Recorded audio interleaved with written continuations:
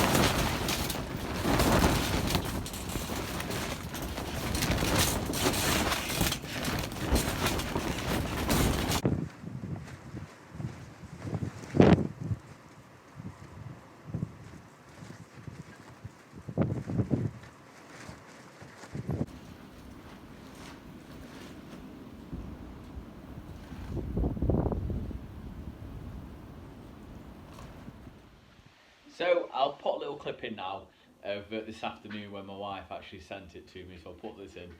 Take a look at this. Shit.